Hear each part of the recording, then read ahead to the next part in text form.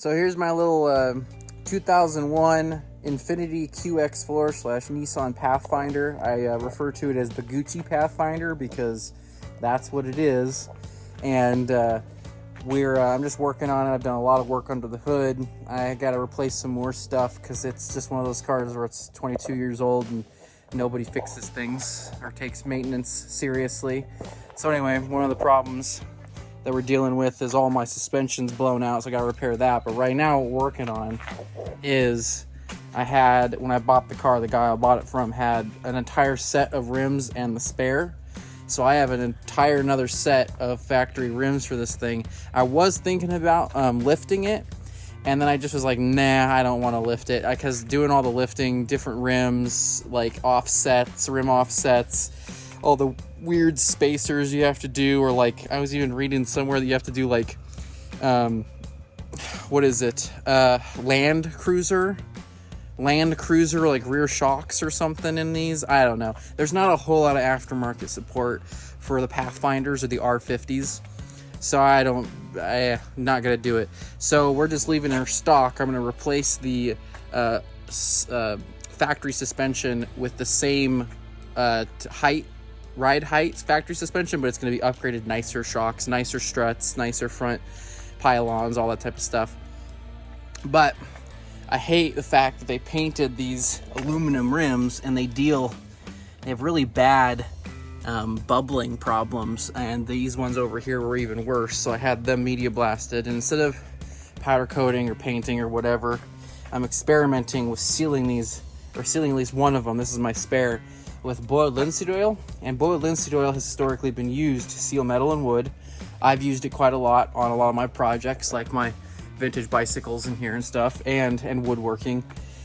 And I want to see if this will work on raw sandblasted aluminum rims, and then I'll have them swapped, and we'll see how well this works. I'm stoked to see this. So I just covered this whole one as my test bed. You can see it darkened up a little bit, even if we move it into the sun here. If I move this one into the sun, you can see it darkened up quite a bit from that to that with the oil in it. And we're gonna let this sit for a few days, maybe 24 hours, and then we'll see if it's dried, if it's cured, like a linseed oil cures and it becomes like a hard candy coat, almost like a clear coat, but it's oil. So we're gonna see, like lacquer. It's basically it's lacquer, but it takes a while for it to dry. But I want to see if it's gonna work on aluminum. If this doesn't work on this one, then I'll probably just paint these and move on from there. Anyway, just moving along with my little 4x4 project. So this is the non-Toyota tax version of the 4Runner. If you can't find a 4Runner, try finding one of these bad boys. They're not very expensive, and they're kind of the same deal. It's just a little 4x4 utility vehicle. Only thing I'd say is I think the 4Runner probably gets better gas mileage. This thing is pretty beefy for what it is compared to a 4Runner, or an older Pathfinder, and it sucks gas, but I like it, so we're working on it. Just got back from finding the mother lode of old Pathfinder parts. So the R50 Infiniti project is continuing along, but I literally found rear light covers, the offset license plate mount, the brush / bash guard thing, and a rear tire carrier. All of it came off of one truck, and it was all very cheap, and I lucked out big time, and none of it was too rusty or seized, and it all came apart in about an hour and a half, and lucked out to mother load. So this thing's going along, the project's continuing. All right, here's just a little walk around and before and after of the project, all the parts I have, and just kind of wanted a baseline for it all. Here's all my parts, all my crap I have laid out, and we're gonna replace on this. And yeah, I mean, I think this is gonna turn out pretty good. I am not a vehicle person, and I've never done any of this before, so mercy.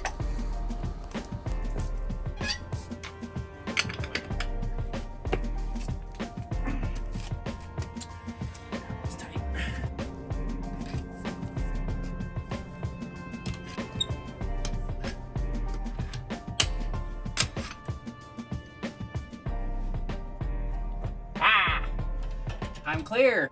Freaking jackwads that took my tire off the last time decided it'd be fun to strip the lug on this. Ugh.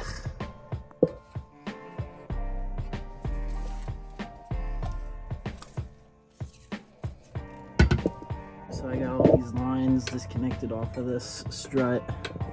I PB blastered the bolts that I have to take off, and the top ones as well up here. Engine bay up here. So I'm gonna go ahead and just see if this is gonna fight me or not. I'm gonna have to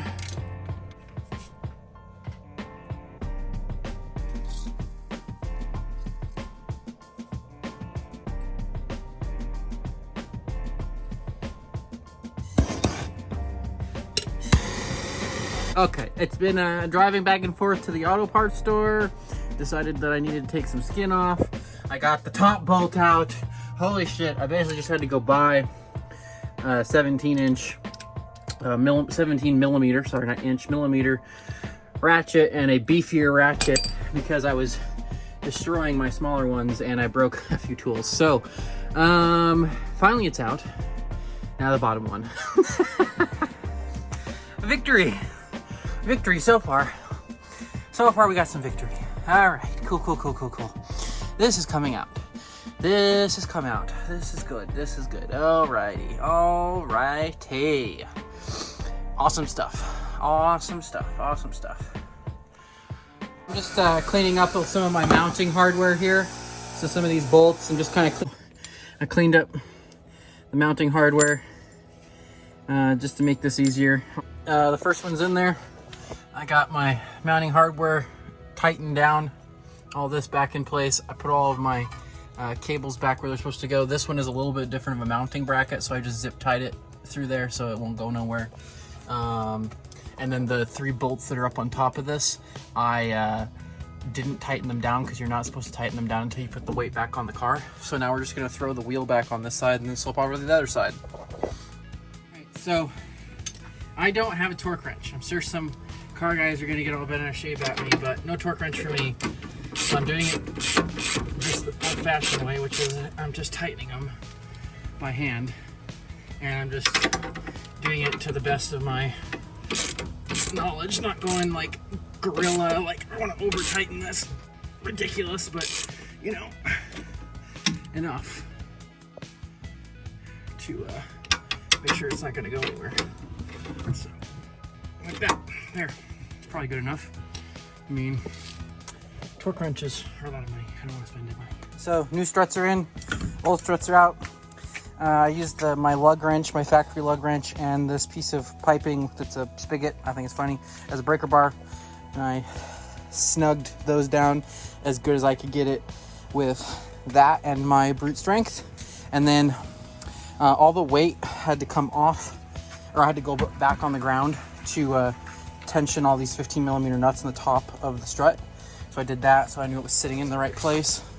This side also got torqued, and these 3 also got torqued once all the weight was back on. I bought it used off of Craigslist. It was when used cars are maybe a little too much money. Just so you know, this is new struts are in, old struts are out. So we're done at the front. So for now, until I get more stuff in the mail that's coming. So I bought it for probably a little too much. I bought it for $3,400, and then probably 6 months later they went down anywhere between $500 to $1,000 depending on what it was. All of these types of cars, you know, Toyota 4Runners, Tacomas, Ford Rangers, Suzuki Samurais, Isuzu Troopers, anything that's like this where it's like a mid-size SUV or mini truck / utility vehicle and it's Japanese made, it's gonna have, mine has 100, I bought it when it had 178,000 miles. I've now put a couple thousand, I think I'm at 180,000 or 181,000. That's where I'm at. I'm like, you know, just like, let's see how long we can get this thing to last. You know, new structs, new shots, maintenance things, making it cool. You're putting some resale value back. I'm never going to get my money back out of this thing. Like, there's a certain level of money I can get out of it, but I'm never getting my money back out of it. So it's just like my car at this point, my little truck, and we'll see how long I can keep it living. All right, so we're doing a little touch up. So this corner on this bumper. I repainted the bumper this coyote color because it was super chipped and ugly looking. Kind of did the exact same thing that's happening over here, where all the paint's kind of peeling off the plastic, this problem. So I'm deciding whether or not I want to tape all this off and just shoot it in coyote, all my trim basically.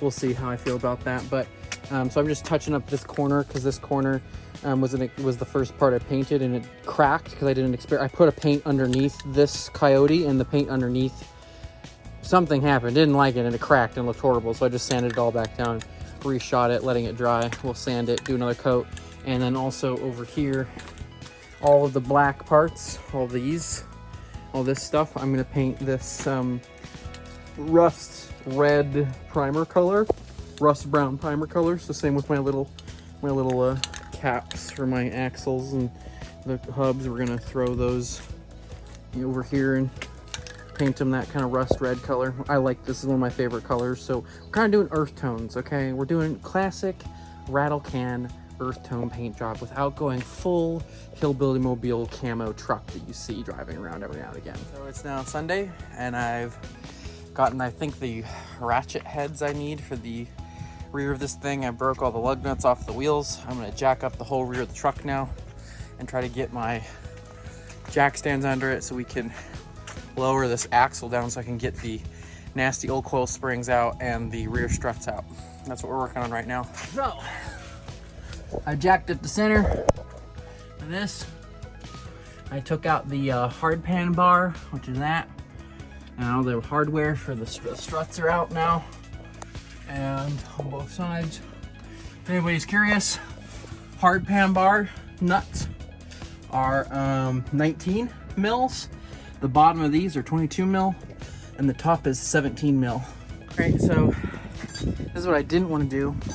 Here's the old spring, and I got the ratchet stuck in the spring compressors, so I had to cut rings off of them to get the ratchets out.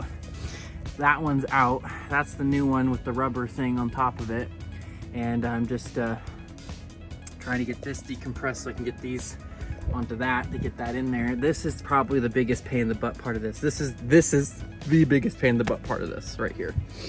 Getting those freaking springs out. And the problem, I was doing it the exact way I saw a whole bunch of people on YouTube do it with this car, which is trying to lower the axle down to take as much pressure off those springs as possible. But the problem I have is I can't get this thing high enough off the ground, nor is it making me very comfortable. It's super sketchy having this whole thing suspended like this, and I just can't get it high enough to take enough. And my cables on here, my like fuel lines and my like brake lines and stuff, they aren't long enough, and if I drop it down too much, I'll just rip them right out. So I don't want to do that. So I'm now spring compressing the old springs and the new springs, because that's my only option left to me at this point. Working on it. I got a fuel filter. I'm gonna replace the fuel filter while I'm up in here. I just like, this is a pain in the ass. One of the interesting things, when I ordered these are replacements for OEM Nissan Pathfinder rear coil springs. And this is the factory spring that came out of this Infiniti QX4, or as I call it, the Gucci Pathfinder.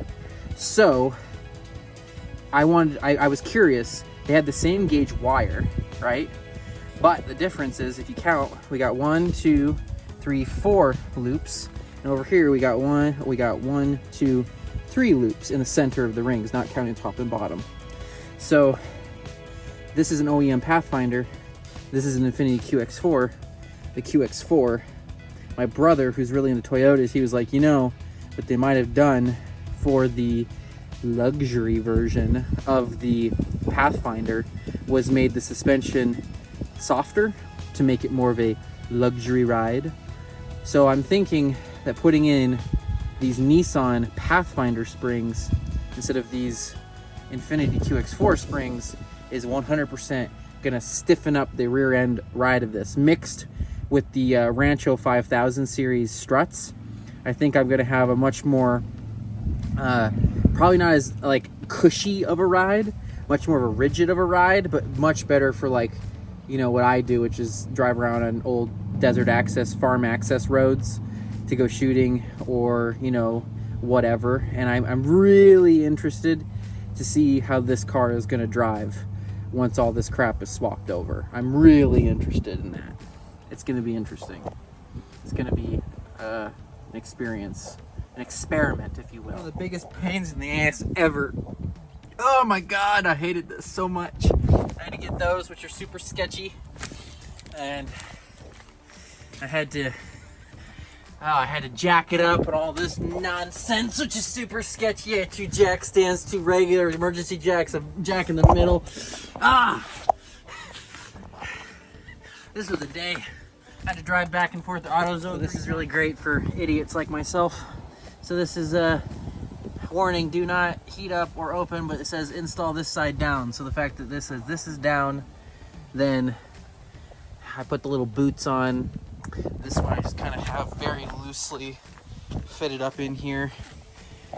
So it's just hanging from this bolt, and it's just hanging. It's not hooked to anything yet. I'm just getting them kind of chalked up in there just to, you know, stage them a little bit, just see where everything needs to be. It's all up, and none of this is like torqued down or anything right now. It's like 8 o'clock at night right now. I'm just trying to get it done. I'm replacing this nasty ass fuel filter while it's easily accessible, so that's what I'm doing right now. Just you know, little preventive maintenance type stuff. Example, nasty old fuel filter. That's probably the OEM fuel filter. It probably hasn't been replaced the entire time it's been in the car. Here's a nice white label in a box. Oh yeah, that's some nice clean gas. Not. Look, it's literally brown. Oh God, that doesn't help fuel economy. As you can see, it's getting dark. But I have my, I think they call it the hard pan bar or something like that, back up in here. Brand new fuel filter is up in there. With these bolts, I don't have a torque wrench, a big one. So with these bolts, all of these, I'm basically gonna get them as tight as I possibly can with my big boy ratchet here, which is by my get as tight to where I can't tighten them anymore. And then I use my breaker bar and I just give them just a little snug, and I think that's probably good enough. It's probably fine. I think that when I looked up the torque specs for all this, I think for these struts it's like 55 to like 60 foot-pounds or something. It's not a lot, so you know, I'm just doing the best I can with what I got. I didn't want to spend $300 on a torque wrench. It's filming with the headlamp hours right now, so it's on the ground. It's on the ground. Let's zoom out there. It's like really crappy lighting. So you can see the Rancho strut in there. Definitely feels like I got my ride height back in the rear. I definitely gained at least a ½ an inch, the minimum. I gained ½ an inch in the front. Gained a lot more in the rear. And yeah, looks good. It's such a pain in the booty. Pain in the booty. So I just did what I usually did. I got it as tight as I could get it with my fingers, and then stuck a breaker bar on there and just kind of like cinched it a little bit more.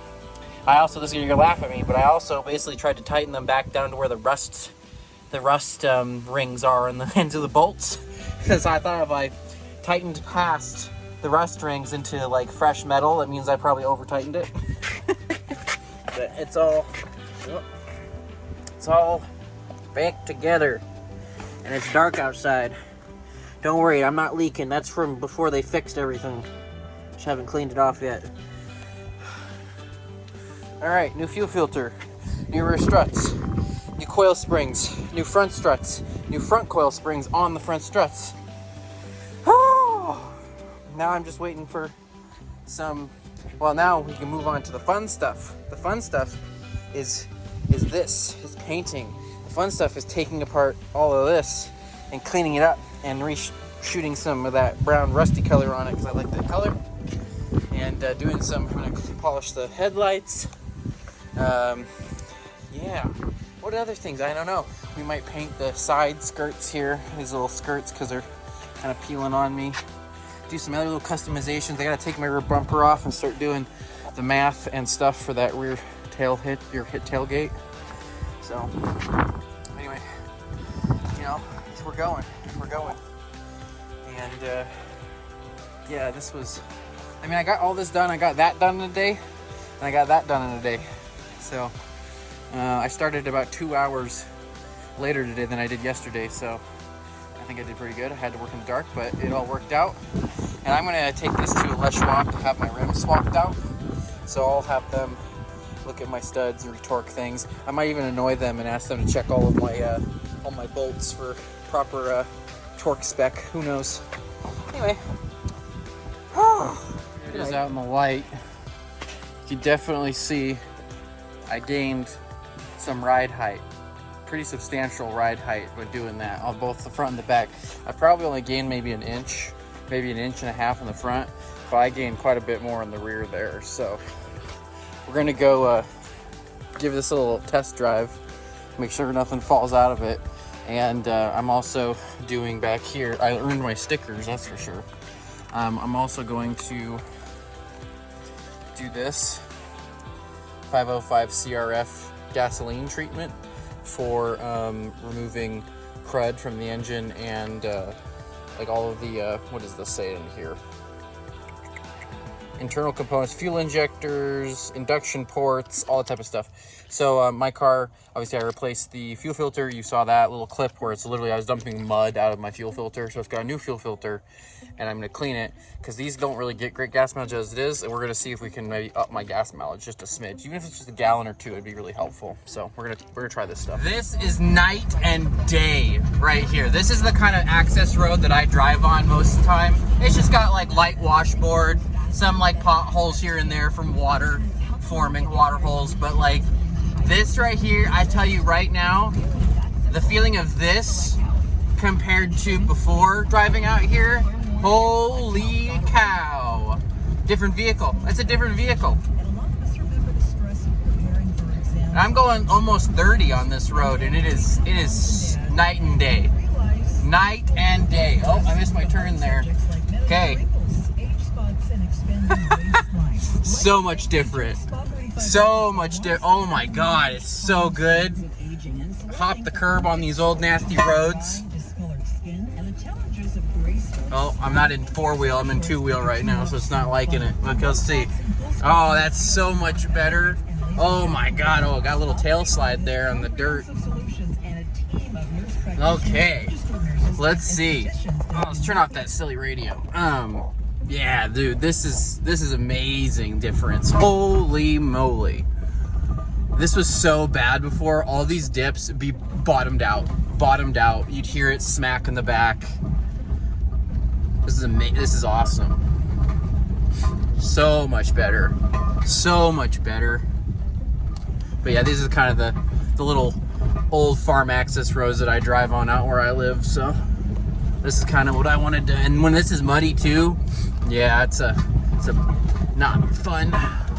Oh, definitely testing out my my tensioning and all of my bolts and everything. Oh, we got some deep silt right here. Are we gonna get up? We gonna slide? Nope, we got up. We're still in just two-wheel. We're just doing this in two-wheel. I'm not even in four-wheel high or anything like that. Dude, this is awesome. This is so much better. It's crazy. It's amazing how much better this feels. Awesome. We're just out here. Figured I'd show some of the beautiful scenery that's out by me. We're just testing out the old suspension on some of these old dirt access roads. We're gonna keep on going up and over here. And I'm just testing it out. So far I haven't, I tightened all my lug nuts the right way and I don't have any gas leak from my new fuel filter. Nothing's popped off or sounded horrible, and it rides great compared to what it used to ride like. Pretty awesome. So we're in 4 high now. I have it set in 4 high because some of these roads back here are a little silty, slash the rear wheel will just slip on them.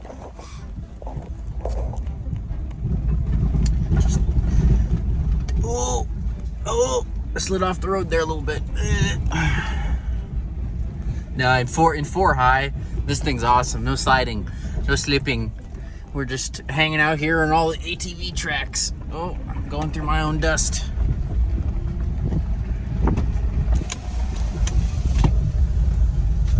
It's about to rain. You can smell the rain on the air.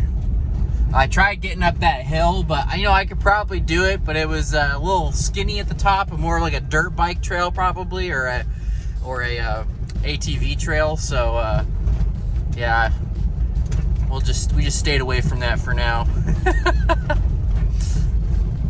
But just kind of testing her out. It feels so much like on a road like this where it's just kind of like, it's not bad, it's just mostly soft dirt, soft gravel, and potholes. And man, before the suspension was just screaming at me, like it just bottomed out constantly. It was so not happy with my activities, and now it just feels, oh, night and day, man. Night and day. Night and day.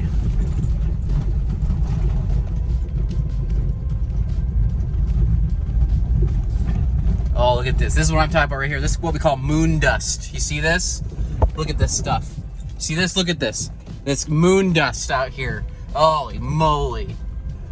Getting her nice and dirty.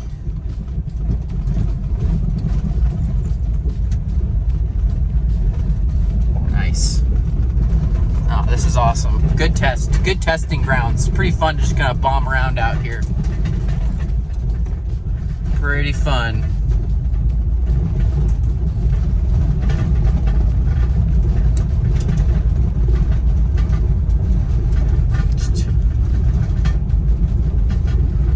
All right, getting back onto the civilization road over here. Some asphalt again.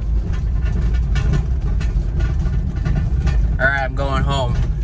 Good test, I think. It's a good test. It performed beautifully. All right, so I had some time today. It's Thursday, and we didn't have anything scheduled for my work today, so I worked at home some, and I took this to a local tire shop, and I had them completely swap out my rims. So there's the silver factory rims. There's the ones I had sandblasted. There's my little hubcap covers that I painted that kind of rust red, and I had them swap that around for me. So that looks nice, I think. I really enjoy that color combo. It's great. And I like how dark, I like the darker gray than this like bright shiny silver. So looks pretty good. I like it. Okay, so now that all of the boring maintenance and swapping around things, I got my rims that I refinished on there, put my little hubcaps on there, all the suspensions in there, everything's in there. We're gonna do the fun part of this now, which is like customizing and making it cool. You know, cool. Also, I 100% have earned my Rancho stickers now because I redid my own suspension. Anyway, so there's that. So let's do the fun stuff now. I have this down here. We're scrubbing this clean. I've taken a wire brush thingy to it. Doing some things. This thing snapped off while I was working on it. This thing right here totally snapped off. So we're gonna fix that, and how I fixed it was the junkyard. This one, that's aluminum that came off of, I think, a 1980s Toyota. I don't know what it was. It had no badges left. It was at a junkyard. But I yanked this off of there, and it's aluminum, and the holes aren't the same, but I can very easily fill these holes, drill some new ones, refinish this, and bolt it to my mounts for that little thing. I also got some extra caps that I'll clean up and paint like I did mine, so I have some extras if any of those ever fly off. I also got a clock switch off of another Infiniti QX4 that was out there at the junkyard, because my clock switch doesn't seem to be working because my horn and my airbags and my cruise control stopped working. So we're gonna see if replacing this fixes it. But anyway, that's what we're doing. The holes up with JB Weld, and I'm gonna sand that smooth on both sides, clean this really well, and then re-drill in, because I have a drill press, re-drill in the mounting holes that will fit my car.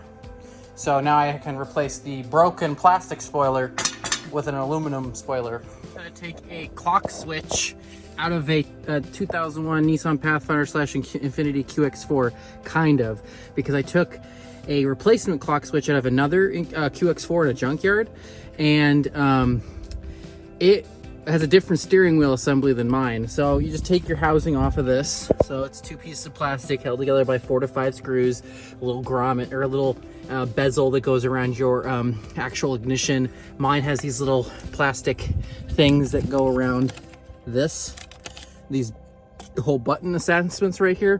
Now mine's different than the one I took it apart from, because I've got these 2 Phillips head screws that are blocking that crazy star nut back there, and so I need to take those off to get to the star nut. So that's what we're gonna do. There's 2 Phillips head screws out. This little thing just popped right out of its clip, and then we have these 2, which is keeping this on. We're gonna take that out on the one on the other side, and then my front should come out. All right, so I got the pot, or the what do they call this? The rivet nuts. So we got the rivet set here for all of these sizes.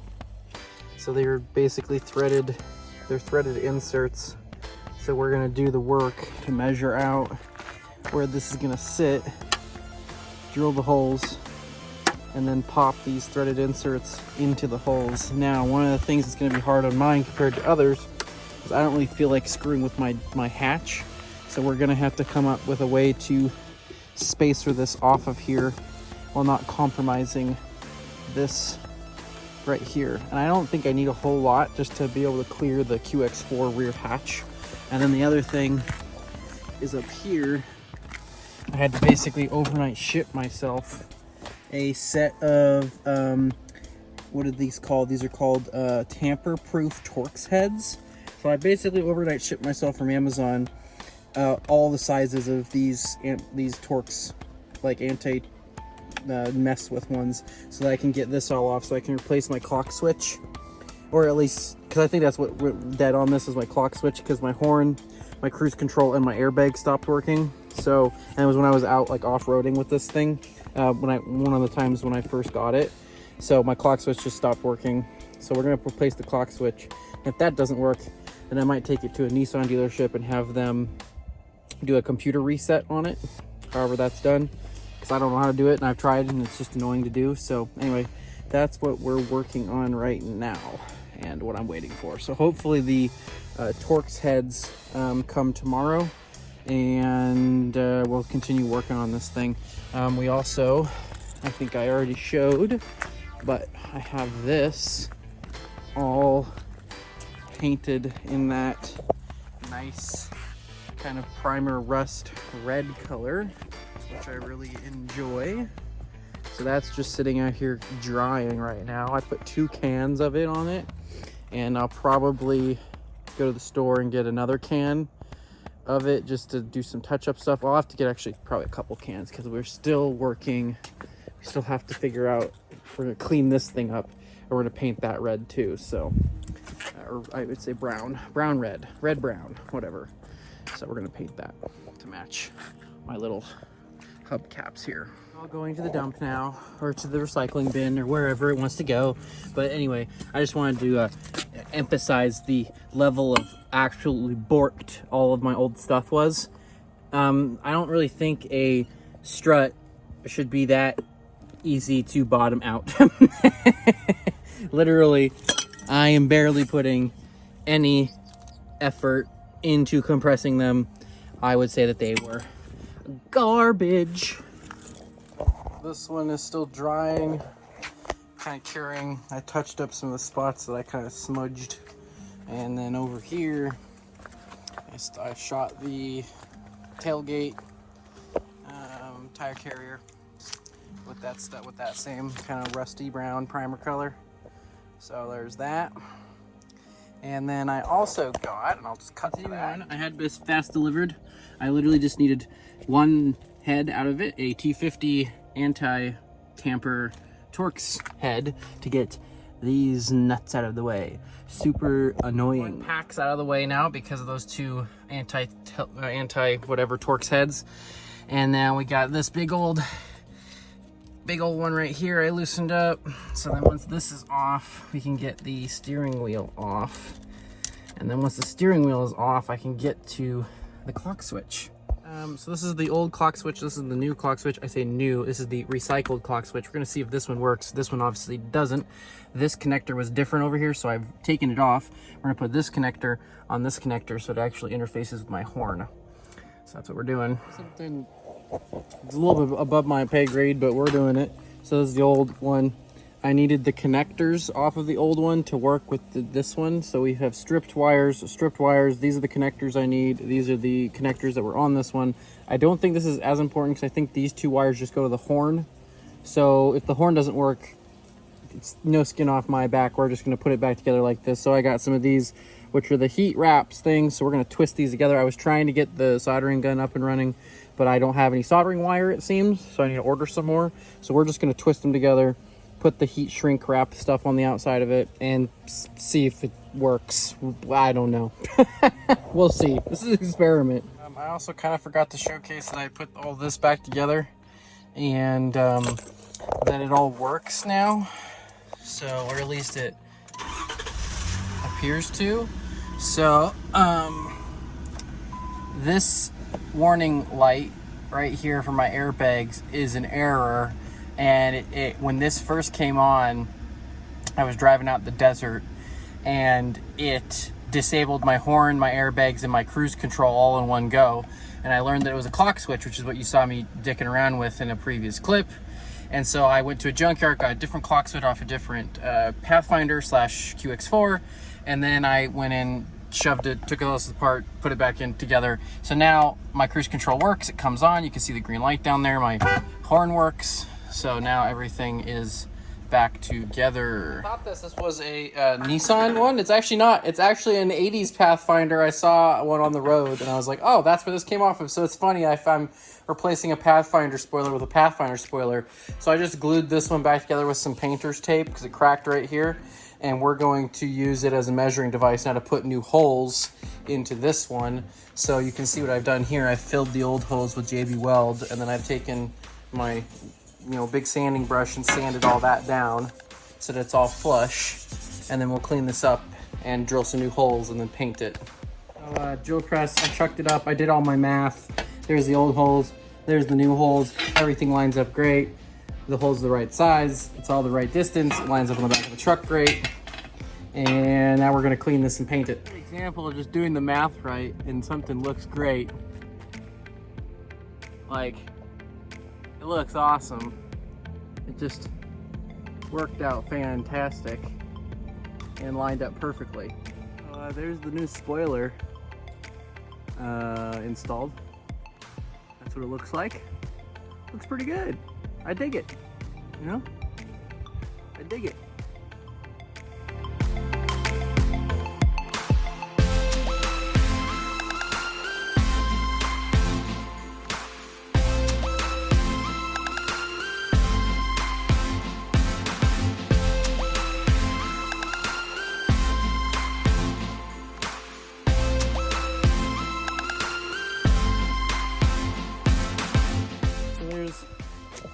Both headlights done. This one wasn't as bad, but the clear coat was coming off, so I just decided to sand it and put that Meguiar's headlight coating back on it. So I resealed the clear coat that's still on there, kind of sanded it down a little bit, but I mean, they look great compared to what they did look like. I mean, they look awesome. And I did 400 grit, 600 grit, and 1500 grit, which is probably not the greatest, but that's the only thing my local hardware store had. They didn't have 800, they didn't have 1000, so I just kind of had to work with what I had. But I think it looks pretty great. Now we're gonna deal with the dents, and you're probably gonna hate how I'm gonna deal with the dents in my hood here, but I think it's how I fixed my dent problem. Not really fixed, it's just kind of mitigated. I put the little Band-Aid stickers on it. I know it's probably corny to most people, but I'm kind of just an odd duck, so I don't really care. I think it's fun. And I think it's a fun way of fixing the dents. Here's another thing I wanted to try. These are headlight like tint slash vinyls. I tried to do it myself. I messed up an entire sheet of the vinyl, so I asked for help. This is my mother who's helping me. She's a very good seamstress, very patient person. I am not. So I was operating the heat gun. She was operating the tools I got to be able to get these on here, and it turned out great. Covers in the light of day look pretty good. The vinyl covers on the headlights, I think they turned out pretty good. I dig them. So, adds a little bit of character. And now we're working on this. And what I have to do, so the mounts are the same underneath here because he took off these. These are the little toe loops that I have on here. And if you look at the toe loops and you look at these, they're the same mounting points exactly. So those are gonna work, but this thing's gonna work. But the problem I'm running into is that the 1998 Pathfinder I took this brush guard off the front of, it does not have a giant plastic bumper on the front of it like this Infiniti does. So we have to cut, it's either modify this or modify that. And I feel like modifying the plastic bumper is better than modifying the metal brush guard. So it's also not going to take as long to modify a piece of plastic versus a piece of welded sheet steel of construction stuff. And so I don't really want to cut a giant like chunk because it's rubbing right here and it's rubbing down here on the bumper. You can see where it rubbed, so right there and right there and right there and right there. So I have to just modify the bumper. It's easier to do than modify that. That's what we're working on.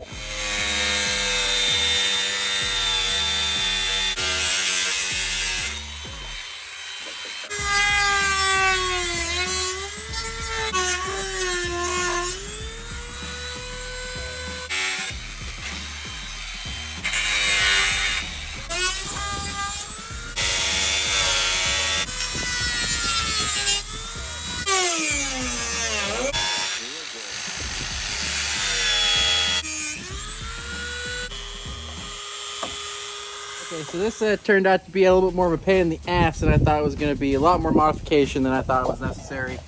So we've modified the absolute shizniz out of the front of this, or the back of this, I should say, to get it to clear. The problem I'm having is getting it to clear this the right way. And I'm almost there. I'm almost there, guys. I have to keep cutting things away, which is super annoying.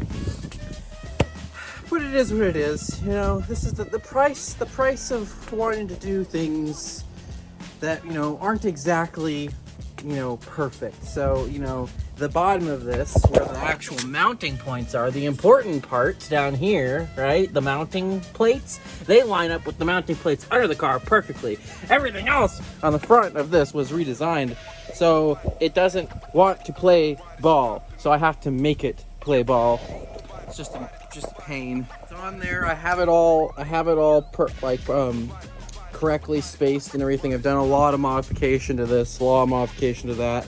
Some of it was stupid, like those holes right there were not necessary, but they seemed necessary at the time because it was rubbing on this. So, you know, this is a good reminder that even though the mounts are the same underneath this car, the entire front plastic bumper assembly is not. Also, the metal bumper, which is the real bumper underneath this plastic cover, is also bigger. Everything is bigger on the front of this. So this got modified a lot. So 1998 Toyota Pathfinder, or Nissan Pathfinder front brush guard will not just plug and play onto the front of a 2001 Infiniti QX4. That is a lesson learned. You think, you know, whatever. The bumpers are very different on the front of those two cars in terms of just like the bulk of this compared to the not so bulkiness of a 1998 Pathfinder. So I've done it. I've modified it. We're going to try to get it up on in there and see how well it fits. So I'm under the car right now. So it is this mounting hole and two more up over on this side, which are kind of hard to see because they're in the metal. One right there, one above. These are the nuts. This one came off of the 1998 Pathfinder, same nuts and screw, the same screws slash bolts that thread up into these welded on nuts. So I just used a couple of the really nasty ones. I kind of cleaned them up with my grinder, just kind of the brush wheel. And I just kind of used them to chase out the threads in all of these. And then I'm going to go clean up the other ones and put some Loctite on all of them and see if we can get this bash bar up in here. I got this one in. I've washered it out because I need to. Put some more washers on that one.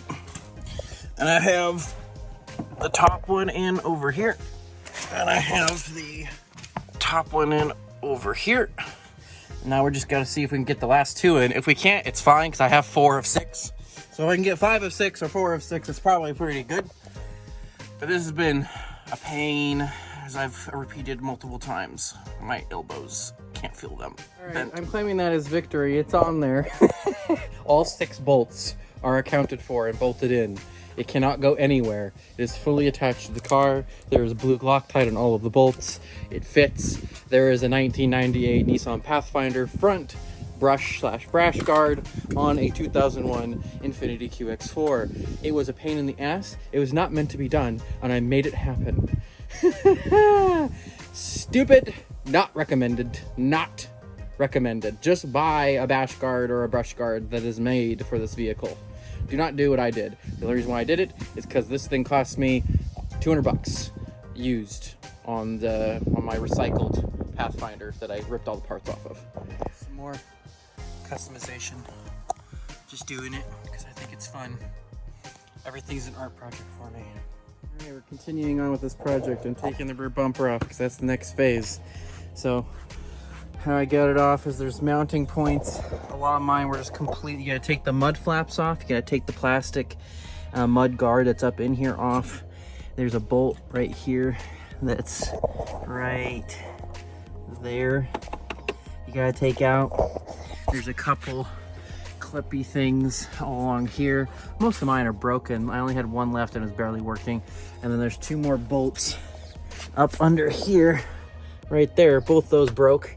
All the bolts on this back end were just completely rusted and destroyed and garbage. So now I just gotta take off this one right here, and the whole plastic bumper should fall off, and I can work back here. That's now off, so I can paint it to match my front bumper and clean it up and fix some of these mounting points. There's the bare bumper. All right, so now I just gotta work around this. So for the factory spare tire carrier, I have the mounting positions for it, the locking loop, and then this is the bottom out bar or whatever they want to call it. And it's got, these are 8mm, because I have these rib nuts. I have a rib nut gun. We're gonna rib nut mounting points in this thing. So these, I believe, are 8mm bolts. Yes. So they fit into the 8mm riv nuts nicely, very nicely.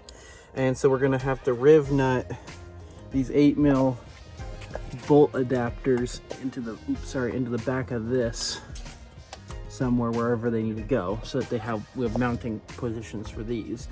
But we also have to riv nut, these are 10mm, but the problem is that the original factory mounting hardware for the tire carrier, they're these, and I believe these are 11mm, because they won't thread into a 10mm. So they're 11mm. So what we're probably gonna do is go to the hardware store, and we're just gonna up tier it and go to a 12mm, because I don't actually have a 11mm riv nut insert in here. So we're gonna do 12mm riv nut inserts for right here, because we need 1, 2, 3. I think there's, I have to look again. 1, 2, 3, 4, 5, 6, 7, 8. I think there's 8 of these over here. So we have to riv nut 8 of these in to that corner panel. And I only have, oh, I got more. Yeah, there's 1, 2, 3, 4, 5, 6, 7, 8, somewhere around here, over here maybe. Anyway, Oh, yeah, there's another one. So anyway, that's what we have to do. So, yeah, it's just kind of working through it in my head, how I'm going to do this, how I'm going to pull it off, and work a solution. So we'll figure it out. But I have to get some drill bits to drill the holes for this, drill the holes for this, and obviously reattach the bumper when this is all done. So the plastic bumper, this thing. So we'll figure it out. So continue working on this.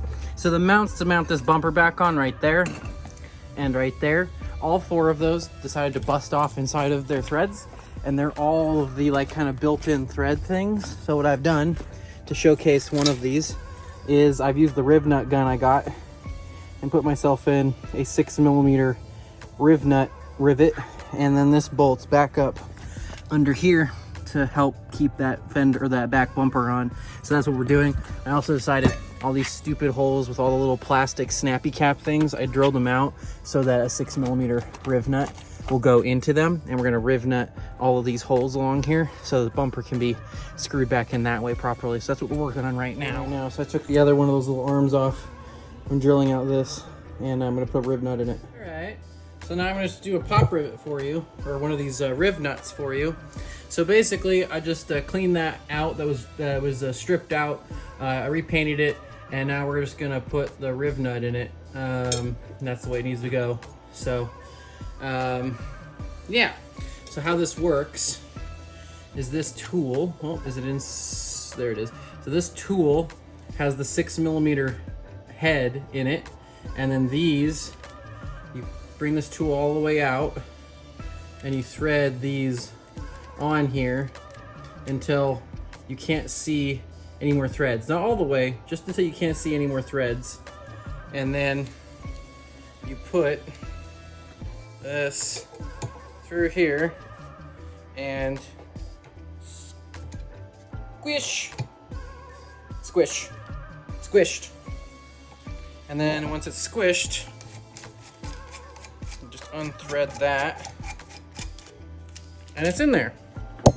And it's been riv nutted. Oh, it's been riv nutted into the hole, like so. Put these back up in there so I don't lose them, or the nuts or anything like that. Actually, yeah, you can see what I'm doing. All right, riv nut in there. So this is the bottom of the bumper. That one over there. Oh, that one over there is the other side of the bottom. This is the other side of the bottom.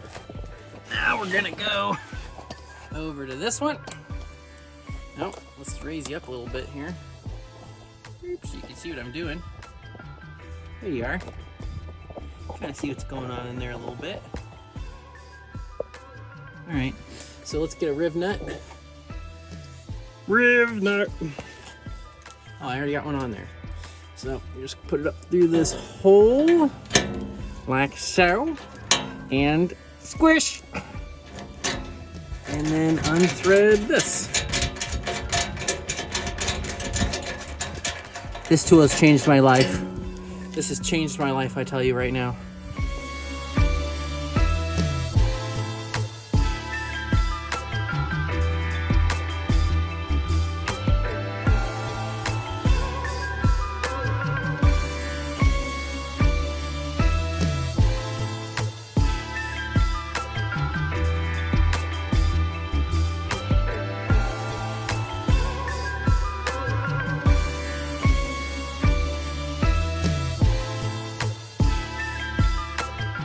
So these are all in, and all I've not been showing, I kind of just got carried away working, is I've just been doing a lot of like, put this up here, go get somebody from the house, have them hold the other side of it, have me bolt it down, make sure all the holes match. Holes don't match, great. I have to modify something because the holes are off by literal millimeters, because that's how it always goes, at least for me. So I just been fitting these holes. So these holes are a little, some of them are a little oversized now to accommodate my bad math, and yeah, so that's what I've been doing. Lots of hand fitting, lots of making things fit. fitting. All right, so there it is. All you missed was me having to take it on and off about 8 million times. So out of all 8 of the bolts back here that were put on, the 2 that gave me the biggest problem, these 4 all lined up great. Those 2 down there lined up great. These 2 over here, I put in the wrong spot, basically, the riv nuts. So I had to make the holes down here bigger. But it's all got blue Loctite on it. It's all bolted on. It's holding itself up. Nothing is being tweaked or torqued too bad. This is a really strong part of the vehicle with all of these bent pieces of sheet metal. So, you know, it's holding itself up. It's doing pretty good. And now we just gotta fit it to the back with because I have the locking, this thing right here. And I also have the bottom out thing right here. So those 2 things have to be mounted to this piece of metal right here. So this has to come in here. And I've seen some people do this to a QX4. They removed this whole plastic bezel. I'm not gonna do that. I'm just gonna space out the locking mechanism off of the vehicle enough so that this locks in and sits off the back of that hatch just a little bit. So it'll be a little cantilevered, but not much. This is how I'm doing this. So basically, to space it off of the back of the bumper, I'm using a couple pieces of 3/4 inch galvanized steel pipe as giant oversized spacers for the bolts that will go into the riv nuts that are riveted back into here.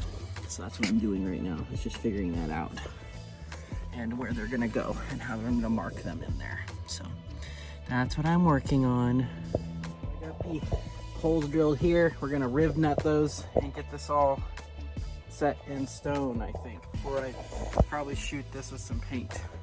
All right, I am refitting the plastic bits now. I shot it in khaki. We're getting it up. Oh, I put these back on.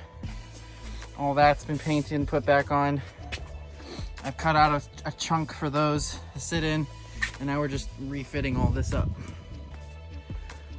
Putting my mud flaps and my wheel well protectors back up in here. So just putting all the screws back and putting all this stuff back where it needs to go. Go over here. You have that right there. My pile of things has to go back up into here. So that's what we're doing right now. All right, so I'm just cleaning crap up here, putting all my shooting stuff back here because that's where it lived. And we're just appreciating very few things need to be finished now. We're gonna showcase my fitting work here. Pull rear bumpers back on. Fit around my spaced out things. So back on, just space it, or just showcase this. This is down on there, and no jiggling. Bounce the car back up and down off of its suspension, and it is fully mounted. I have the little plastic like bezel things that go on this, but I don't know if I decide if I want to stick them on there. I'd have to like re-silicone them in and around this to actually make them waterproof around here, but I don't know if I decide to do that yet. We'll see. I have to take this cage back off, put those, paint those, clean those up, put them back on, silicone around them, stick the cage back on. So we'll see if I decide to do that. But yeah, there it is. We're all swanky. And I'm gonna get a box for this because I'd like to be the anti-4Runner bro and actually have all of my seating accessible in this vehicle. So one of the other things that I decided to try to do, highlight my tires. So I have this big old Sharpie oil-based paint pen. I got a few of them, so I'm just highlighting them, see if I like it. So far I do. I like it. I dig it. And they're nice tires, so. So I went and picked up a cargo box for my rails, and I'm just gonna, it's just an old sports rack for like skis and stuff, but it's huge, which is what I want. And I'm just gonna paint it the coyote that I've been painting things so it blends in with the rest of the vehicle slash project. I have it all painted up in that red. I went with the red this time for that. And then we're just marking it off down here. So I'll put it up on my roof racks. I marked it off. I got some universal roof rack mounts. So now this box, you can see somebody's already tried doing custom mounts in it at previous points and patching holes and stuff. So this was a whopping $80, and I'm literally just gonna put 2x4s and stuff in it. So for shooting targets, steel targets, and that way they're not in my actual vehicle. But anyway, so now I just got to drill the mounting points into it and put it on my roof. Up here, I need to get the keys made for it because it didn't come with keys that actually worked for the locks. It's mounted. There are my mounts. Just got these off of Amazon. They're just like universal mounts. So got those. They're in here, mounted on.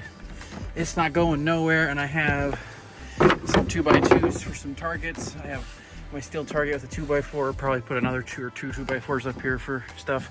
This will be a miscellaneous storage bin, so I don't have to have things in my car. All right. Well, I'm gonna call this done for now. I think I've done everything I wanted to do.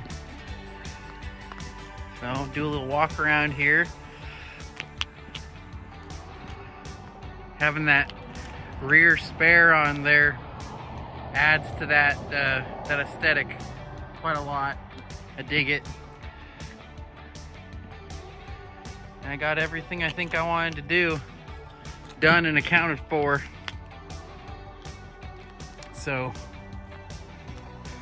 there you go. On 2001 Infiniti QX4 / R50 Nissan Pathfinder, completely rebuilt to a certain extent, except for now I feel like I might have a little tiny smidge of a engine oil leak, which irritates the shit out of me, but that's how it goes with old vehicles. Thanks for watching.